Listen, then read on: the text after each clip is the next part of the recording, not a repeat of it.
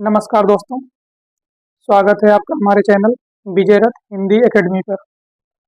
तो जैसा कि हम लोग देख रहे थे, भक्ति का सगुण काव्य धारा, और सगुण काव्य धारा के अंतर्गत हम जो देख रहे थे वो देख रहे थे राम काव्य धारा। और राम काव्य धारा में हम जो देख रहे थे इस समय तुलसीदास जी को देख रहे थे, जो एक प्रकार से राम काव्य धारा के आधार स्वरूप माने जाते हैं। तो उनके बारे में जो भी जानकारियां थी वो कंप्लीट हो चुकी हैं, और उनका जो महत्वपूर्ण ग्रंथ रामचरितमानस था उसके बारे में भी कल की क्लास में हमने डिटेल से देखा। तो उनके उनसे रिलेटेड जो भी चीज़ें थी वो समाप्त हो चुकी हैं। आज बढ़ते हैं अपने कुछ और जो प्रमुख रचनाकार हैं राम काव्य धारा के, उनके बारे में। जैसा कि आप बोर्ड पे देख पा रहे होंगे, आज हम देखेंगे नाभादास के बारे में। तो आइए टाइम का नुकसान न करते हुए बढ़ते हैं यार अपने क्लास पे, देखते हैं नाभादास के बारे में। और हाँ, क्लासेस कैसी लग रही हैं? अगर अच्छी लग रही हैं तो लाइक शेयर और सब्सक्राइब भी करते रहिए, मुझे भी हौसला मिलता रहेगा। ठीक है, बढ़ते हैं। नाभादास, देखते हैं इनका जन्म कब हुआ था। नाभादास का जन्म नोट करेंगे आप 1570 ईस्वी अनुमानतः। ये माना जाता है, क्या माना जाता है? 1570 ईस्वी, ब्रैकेट में आप लिखेंगे अनुमानतः, मतलब ऐसा अनुमान लगाया जाता है। ठीक, 1570 ईस्वी अनुमानतः, मतलब ऐसा अनुमान लगाया जाता है कि इनका जो जन्म हुआ था वो 1570 ईस्वी के आसपास हुआ था। अच्छा, एक चीज और देखेंगे, तुलसी के समकालीन राम भक्त कवि हैं।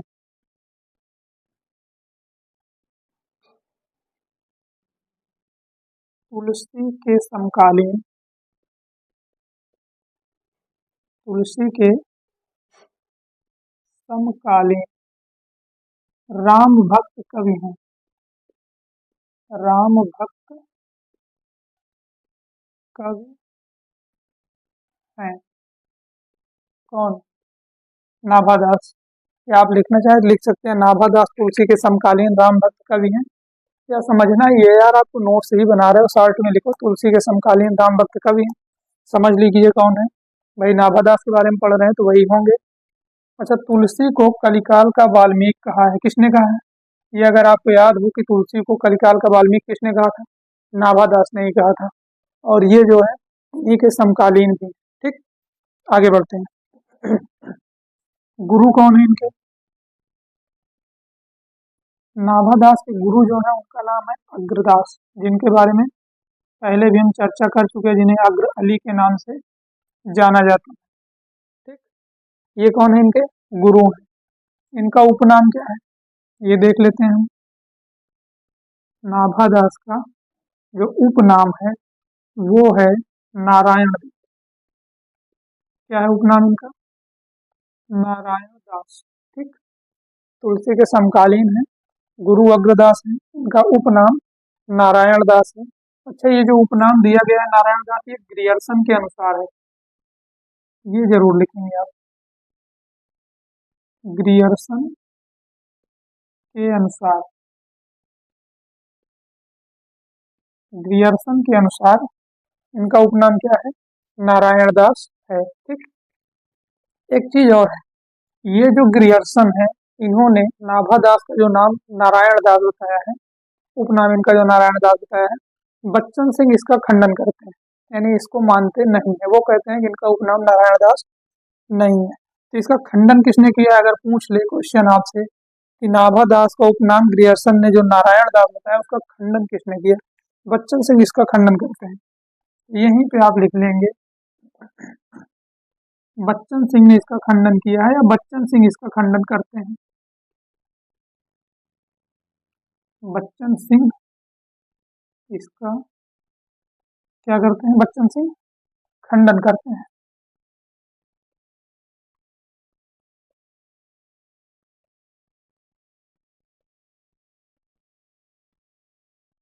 ठीक, बच्चन सिंह इसका खंडन करते हैं। हिंदी में भक्तमाल की जो परंपरा चली थी, किसने शुरू की थी? नाभादास ने स्टार्ट किया था, नोट करेंगे। हिंदी में भक्तमाल की परंपरा को स्टार्ट किया हिंदी में भक्तमाल की परंपरा, भक्तमाल की परंपरा को किसने शुरू किया? नाभादास ने।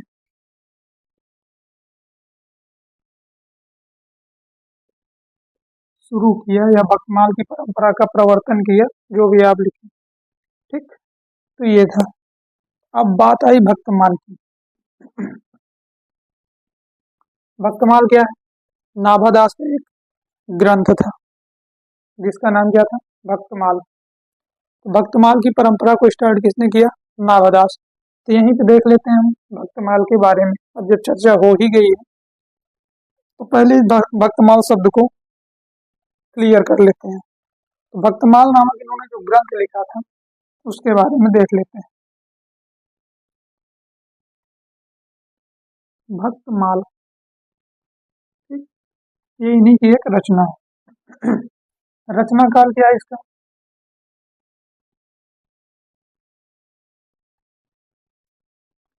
रचना काल देखते हैं क्या इसका। जो रचना काल है वो है 1585 ईस्वी के बाद। कई लोगों के अपने अपने मत हैं, तो देख लेते हैं किसने क्या क्या माना।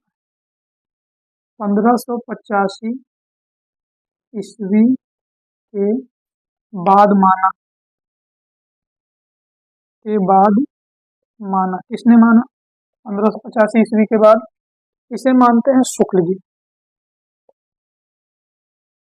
शुक्ल मतलब रामचंद्र शुक्ल जी। ठीक, शुक्ल ने भक्तमाल की समय सीमा क्या मानी है? 1585 ईस्वी के बाद मानी। अच्छा, और देख लेते हैं।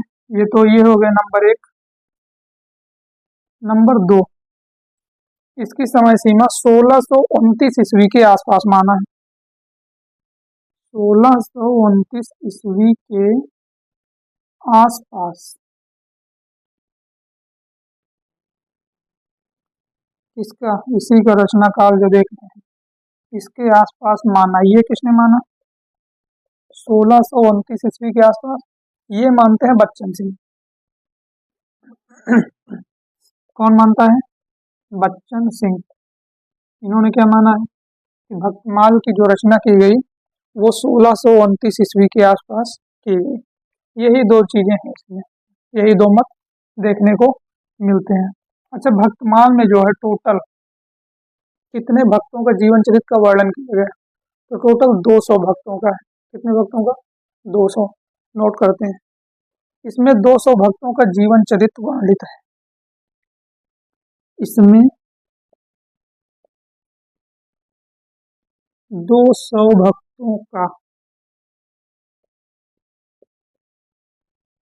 200 भक्तों का जीवन चरित्र।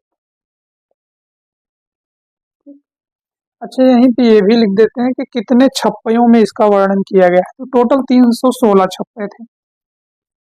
एक अलग से लाइन नहीं लिखना पड़ेगा आपको, यहीं पे लिख लीजिए 316 छप्पयों में। 316 छप्पयों में, ठीक। इसमें 200 भक्तों का जीवन चरित्र 316 छप्पयों में वर्णित है। वर्णित है। कितने भक्तों का जीवन चरित्र का वर्णन किया गया इसमें? 200 भक्तों के जीवन चरित्र को दिखाया गया या दर्शाया गया है। ठीक। टीका, भक्तमाल पे एक टीका लिखी गई रस बोधनी शीर्षक से। किसने लिखा था? प्रियादास ने लिखा था। तो नोट करेंगे टीका, भक्तमाल की टीका, या आप अगर टीका ना समझ पाए तो लिख लेंगे भक्तमाल पे लिखी गई टीका रसबोधनी। आप लिखेंगे रसबोधनी शीर्षक से प्रियादास ने भक्तमाल पे टीका लिखी थी, जो भी आपको लगे। बट ये अगर समझ सकें तो ऐसे लिख लें कि इसी के बारे में चर्चा हो रही। टीका यहाँ लिखेंगे आप रसबोधनी, रस बोधनी, रसबोधनी शीर्षक से इस पे टीका लिखी गई थी। कब लिखी गई थी? 1712 ईस्वी में। किसने लिखा था? प्रियादास ने। प्रियादास। किस भाषा में लिखा था? कामा लगाते हुए सब यही नोट कर लेंगे एक लाइन में हम। ब्रज भाषा में, ब्रज भाषा में, ठीक। ब्रज भाषा में किस शैली में लिखा था? तो कवित्त सवैया शैली में, कवित्त सवैया शैली है। ये आपकी जानकारी के लिए था कि ब्रजभाषा कवित्त सवैया शैली। मुख्य आपको जो याद रखना है कि भक्तमाल पे जो टीका लिखी गई थी, या भक्तमाल के टीकाकार कौन है, तब आपको बताना होगा प्रियादास है। या किस नाम से लिखा है इन्होंने, तो रसबोधनी से लिखा है। किस सन में आई थी? 1712 ईस्वी में आई थी। ये आपके लिए इम्पोर्टेंट है। बाकी तो चीजें चलती ही रहेंगी। रिपीट कर लेंगे एक बार। नाभादास, जन्म 1570 ईस्वी, अनुमानतः तुलसी के समकालीन थे। गुरु इनके अग्रदास थे। उपनाम नारायण दास इनका बताया गया है। किसने बताया है? ग्रियर्सन ने बताया। ग्रियर्सन के अनुसार, और बच्चन सिंह इसका क्या करते हैं? खंडन करते हैं। और इसने हिंदी में भक्तमाल की परंपरा को शुरू किसने किया? नाभादास ने शुरू किया। भक्तमाल नामक ग्रंथ इन्हीं का है। कब आया था? तो भक्तमाल का रचना काल अलग अलग है। शुक्ल जी मानते हैं 1585 के बाद लिखा गया। बच्चन का मानना है कि 1629 ईस्वी के आसपास इसकी रचना की गई। ठीक। अच्छा, इसमें टोटल कितने भक्तों का जीवन चरित्र वर्णित है, ये आप ध्यान रखेंगे। टोटल 200 भक्तों के जीवन चरित्र का वर्णन है। 316 छप्पयों में किया गया है। टीका भक्तमाल पर जो लिखी गई, इस नाम से लिखी गई, रसबोधनी से। 1712 ईस्वी में लिखी गई। प्रियादास ने लिखा है। भाषा ब्रज थी। शैली उसकी कवित्त सवैया शैली थी। ठीक। तो यहाँ तक हो गया होगा, उम्मीद करते हैं। बढ़ेंगे हम आगे।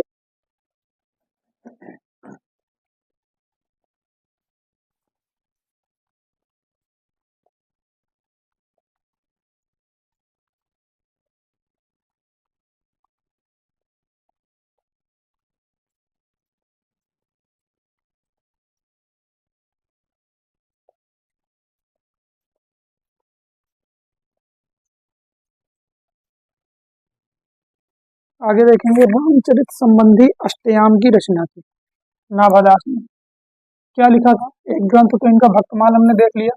दूसरा जो है वो क्या है? अष्टयाम। अगर आपको ऐसे ना समझ में आए तो नाभादास की वो जो रचना लिखे हैं आप, भक्तमाल, उसी के जस्ट ऊपर एक हेडिंग डाल देंगे, हल्की सी रचना है। इनकी दो ही रचना है, बहुत ज्यादा है नहीं। ठीक।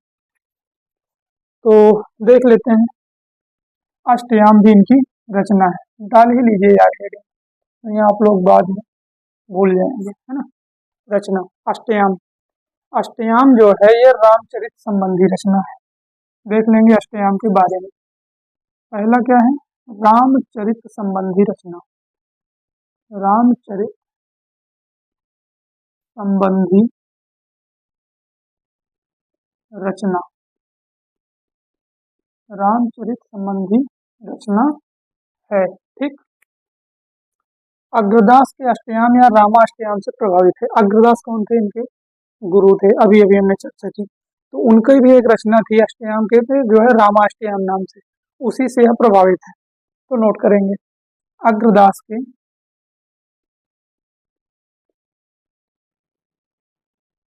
अग्रदास के अष्टयाम या रामाष्टयाम से प्रभावित है। अष्टयाम या रामाष्टयाम से प्रभावित है, यानी इनके गुरु की जो रचना थी उसका प्रभाव इस पर दिखाई पड़ता है। ठीक। श्रृंगार भक्ति व रसिक भावना का समावेश है इसमें। भक्ति कैसी है? श्रृंगार है। भावना कैसी है? रसिक है। तो दोनों लिख लेते हैं एक साथ। श्रृंगार भक्ति व रसिक भावना। श्रृंगार भक्ति व रसिक भावना का समावेश है। रसिक भावना का समावेश है इसमें, अष्टयाम में। ठीक। देखेंगे। अच्छा, इसके बारे में इनकी एक पंक्ति भी है, देख लेते हैं क्या है। इसी में है, अवधपुरी की शोभा जैसी। ये इसी से लिया गया है। अवधपुरी की शोभा जैसी, अवधपुरी की शोभा जैसी कही नहीं सकह, शेष श्रुति तैसी। कही नहीं सकह,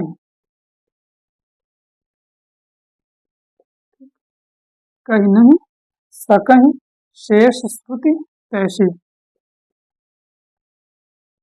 शेष श्रुति तैसी, ये जो पंक्ति है किसकी है? ये नाभादास की है। और कहाँ से है ये? तो ये अष्टयाम में रचित है। ठीक,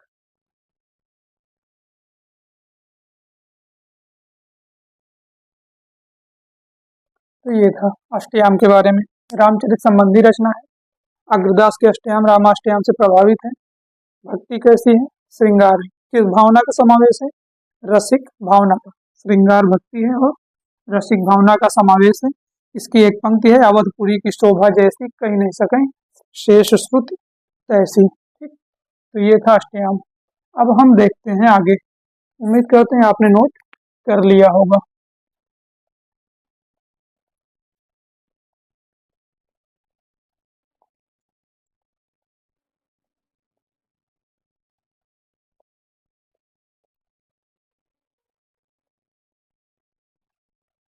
आप एक हेडिंग डालेंगे, भक्तमाल में नाभादास की पंक्तियां विभिन्न कवियों के संदर्भ में।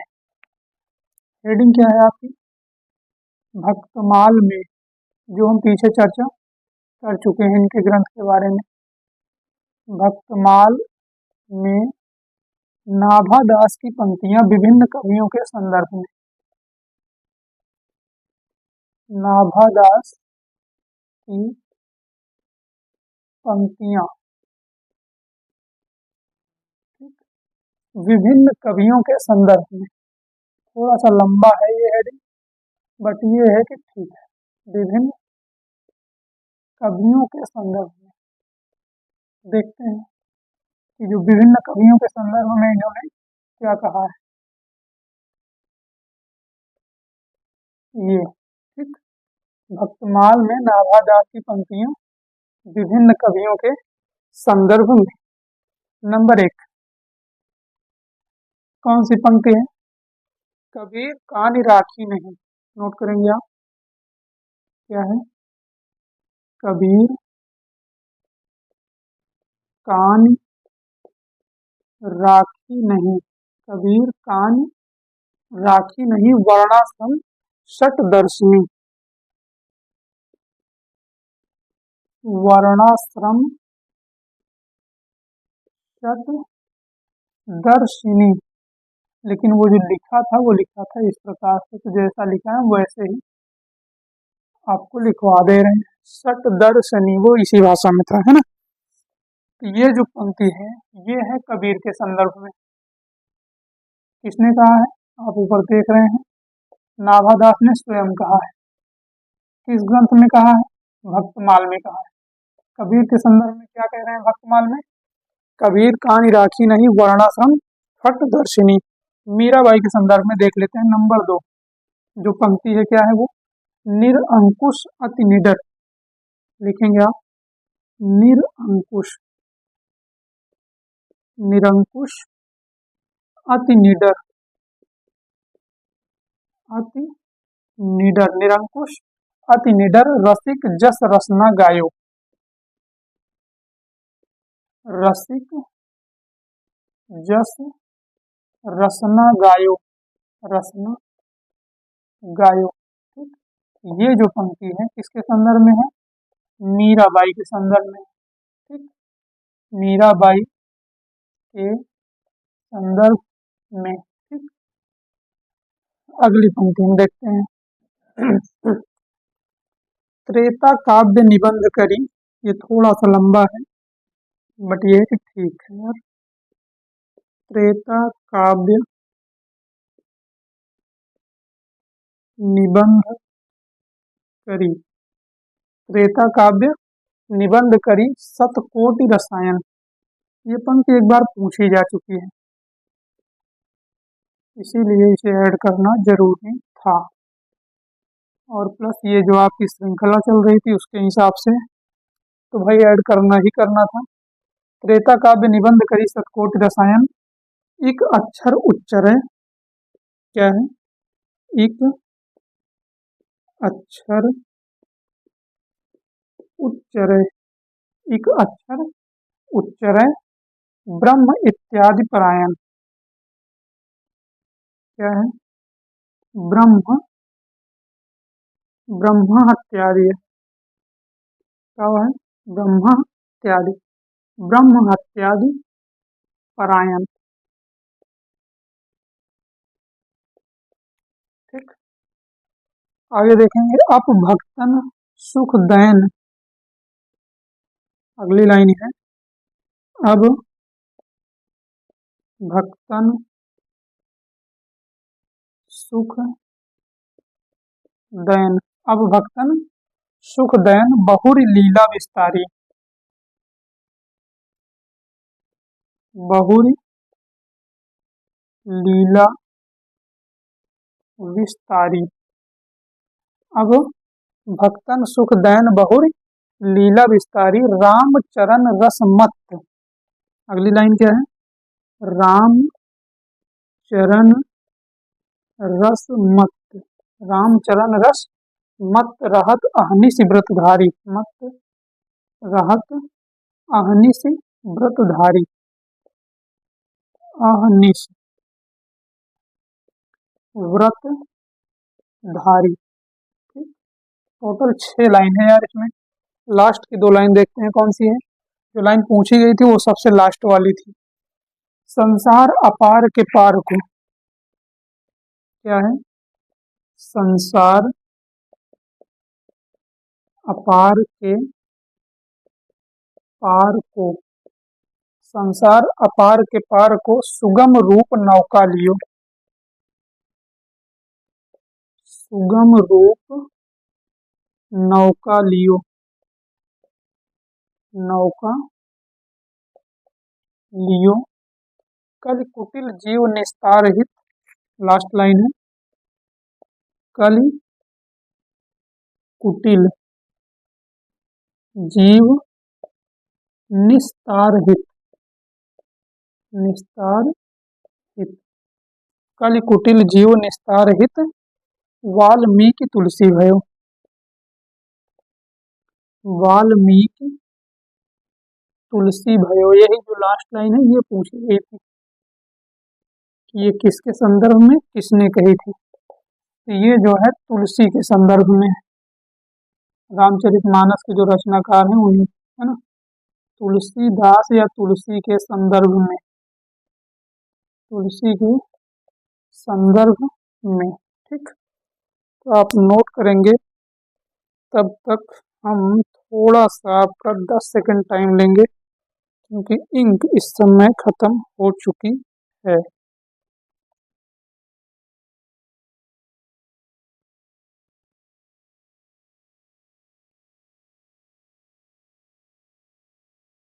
ठीक, तो ठीक है, क्या है लाइन, कबीर कहानी राखी नहीं वर्णाश्रम खड़दर्शनी, कबीर के संदर्भ में थी, निरंकुश अति निडर, अति निडर, रसिक रसना, रसिक जस रसना गायो, मीराबाई के संदर्भ में है, त्रेता काव्य निबंध करी सतकोटि रसायन, इक अक्षर उच्चरय ब्रह्म इत्यादि परायण, अब भक्तन सुख दैन बहुरी लीला विस्तारी, राम चरण रस मत रहत अहनिस व्रत धारी, संसार अपार के पार को सुगम रूप नौका लियो, कल कुटिल जीव निस्तार हित, वाल्मीकि तुलसी भयो।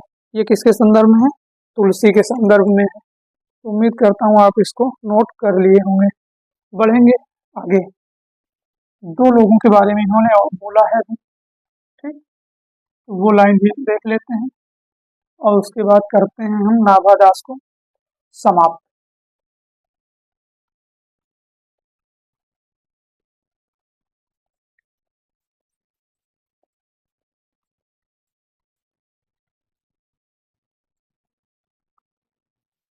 नंबर 4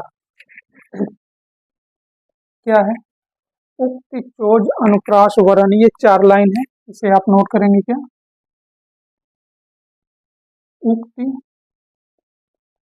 चोज, उक्ति चोज अनुप्रास वरन, कामा लगाते जाएंगे, उक्ति चोज अनुप्रास वरन, उक्ति चोज अनुप्रास वरन अस्थिति अति भारी, अस्थिति अति भारी,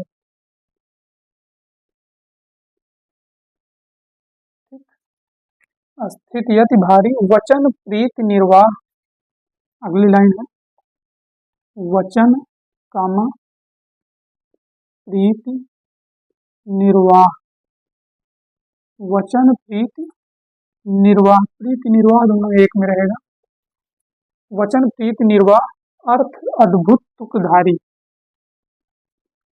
अर्थ अद्भुत तुकधारी,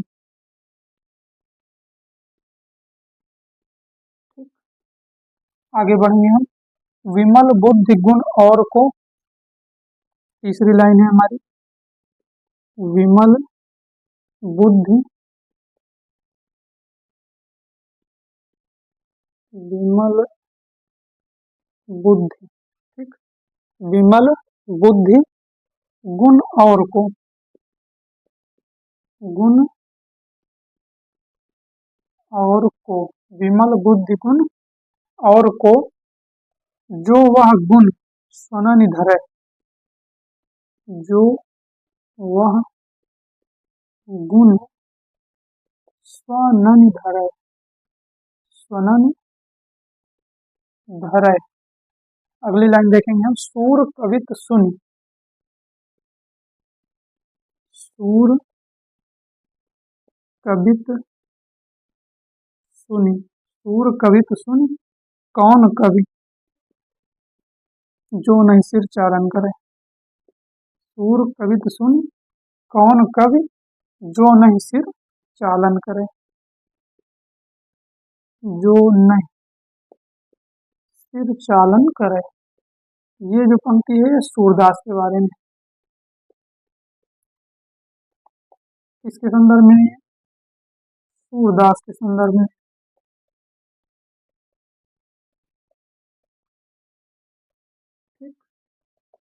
ये सूरदास के संदर्भ में थी।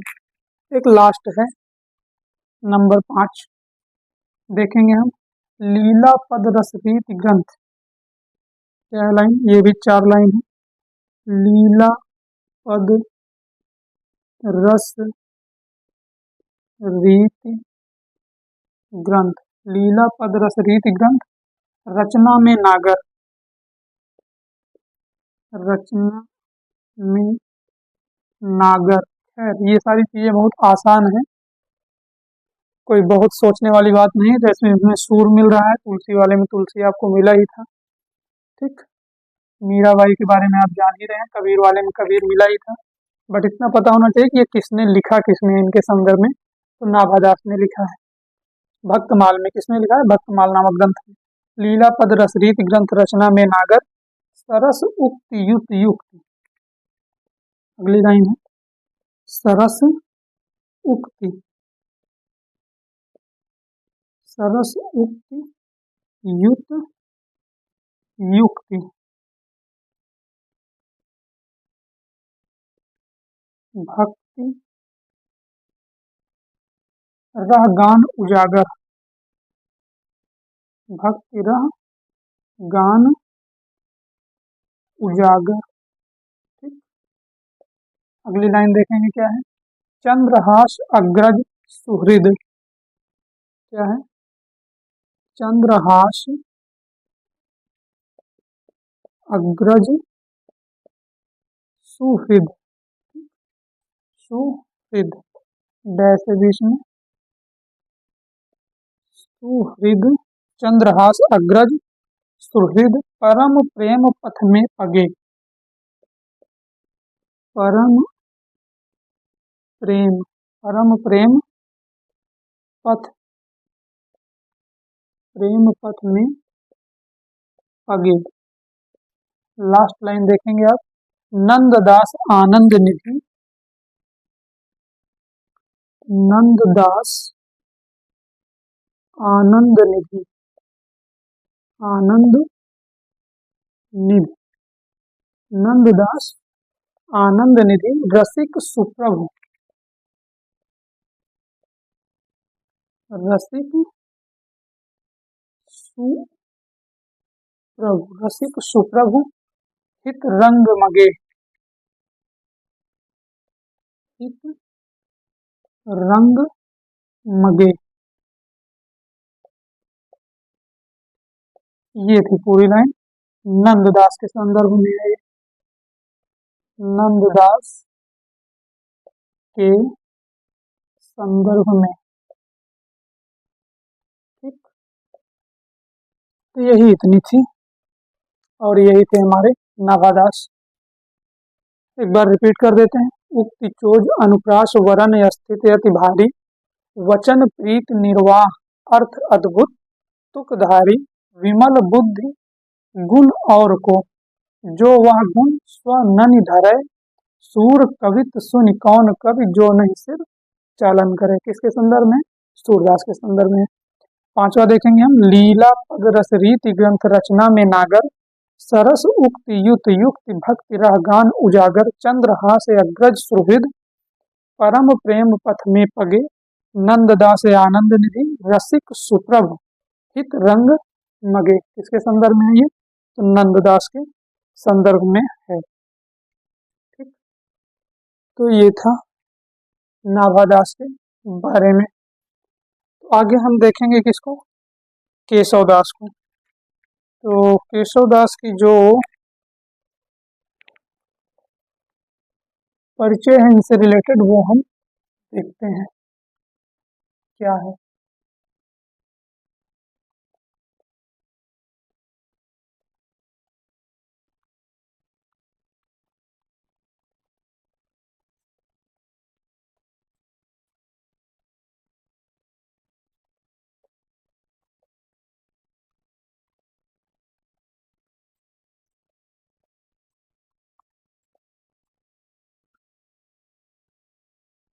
तो हम किसको देखने जा रहे हैं? अगले जो हमारे रचनाकार हैं उनको, केशवदास, केशवदास। ठीक, परिचय देखते हैं इनका। सबसे पहले देखेंगे इनका जन्म। केशवदास का जन्म कब हुआ था? ये हुआ था 1555 ईस्वी में, 1555। 1555 ईस्वी में कहाँ हुआ था? ओरछा नामक गांव में हुआ था, ओरछा नामक नगर में हुआ था। तो लिखेंगे आप ओरछा। और ये कहाँ पड़ता है? तो ये पड़ता है बुंदेलखंड, बुंदेलखंड। ठीक, ये है ओरछा बुंदेलखंड। मृत्यु कब हुई थी? मृत्यु हुई थी इनकी 1617 ईस्वी में। कब हुई थी? 1617 ईस्वी में। इनका उपनाम क्या था? इनका उपनाम था वेदांती मिश्र। क्या था उपनाम इनका? वेदांती मिश्र, ये इनका उपनाम था। ठीक, अच्छा ये किस संप्रदाय से थे? तो निम्बार्क संप्रदाय से थे। तो लिखेंगे यहीं पे, ये निम्बार्क संप्रदाय में दीक्षित थे। निम्बार्क, इसे सिंगल इन्वर्टेड कामा में कर लेंगे आप, संप्रदाय में दीक्षित थे। निम्बार्क संप्रदाय में दीक्षित थे। कौन? केशवदास। इंद्रजीत सिंह के राज्याश्रित कवि थे ये। किसके राज्याश्रित कवि थे? किसके राज्याश्रय में, राज्य के आश्रय में रहते थे? इंद्रजीत सिंह। इंद्रजीत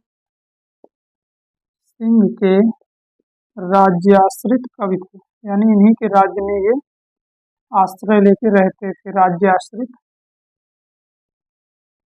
कवि थे। ठीक, इंद्रजीत सिंह के राज्याश्रित कवि थे। अच्छा इंद्रजीत सिंह थे कौन? ये तो आपको पता चल गया, इंद्रजीत सिंह के राज्याश्रित कवि हैं। ये जो इंद्रजीत सिंह हैं ये ओरछा के जो महाराज थे, कौन थे वहां के महाराज? वो थे महाराज राम सिंह। राम सिंह जो थे इनके भाई थे, इंद्रजीत सिंह के। ओरछा नरेश महाराज राम सिंह के भाई हैं इंद्रजीत सिंह। लिख लीजिए आप, ओरछा नरेश, ओरछा नरेश, क्योंकि ओरछा में इनका क्या हुआ था, जन्म हुआ था, आप देख ही रहे हैं। ओरछा नरेश महाराज राम सिंह के भाई, महाराज राम सिंह के भाई कौन है? ये इंद्रजीत सिंह। ये कौन है? ओरछा नरेश महाराज राम सिंह के भाई। आप सीधा याद रखेंगे कि राम सिंह के भाई थे इंद्रजीत सिंह। अब पूछे राम सिंह कौन है, तो ओरछा के राजा थे। ये आपकी सिर्फ जानकारी के लिए था। अच्छा, इन्हें रीतिकाल का प्रवर्तक माना जाता है। जो महत्वपूर्ण बात है वो ये है, इन्हें सिंगल इन्वर्टेड कॉमा में आप लिखेंगे क्या? रीतिकाल का प्रवर्तक माना जाता है। पढ़ रहे हैं भक्ति काल, बट ये है कि रीतकाल का प्रवर्तन कहाँ से हो रहा है वो आप देख रहे हैं। रीतकाल का प्रवर्तक माना जाता है, जबकि रीतकाल अभी काफी आगे देखने को मिलेगा। अभी कृष्ण काव्य धारा देखेंगे उसके बाद। रीतकाल का प्रवर्तक किसे माना जाता है? केशवदास। कहाँ पढ़ रहे हैं ये चीज? भक्ति काल के अंतर्गत, सगुण काव्य धारा में, राम काव्य धारा के अंतर्गत हम देख रहे हैं। ठीक, इस पे ध्यान रखेंगे आप। अच्छा, ये इसके साथ साथ ये है कि केशव को हिंदी में, केशव को हिंदी में, केशव को हिंदी में रीति काव्य का प्रवर्तक माना। देखते हैं किसने माना। रीति काव्य का प्रवर्तक माना, किसने माना? इसमें 3 लोग हैं। कौन कौन है? केशव को हिंदी में रीति काव्य का प्रवर्तक माना। एक तो है हमारे डॉक्टर नगेंद्र। किसकी मान्यता है ये? डॉक्टर नगेंद्र साहब। अगले हैं हमारे विश्वनाथ प्रसाद मिश्र। कौन है? विश्वनाथ प्रसाद मिश्र, इन्होंने माना। और एक और है, वो कौन है? गणपति चंद्र गुप्त। गणपति चंद्र गुप्त। इन सब की मान्यता है कि हिंदी में रीतिकाल के प्रवर्तक जो हैं वो कौन है? रीतिकाल के प्रवर्तक केशवदास। देखते हैं शुक्ल जी का क्या मत है।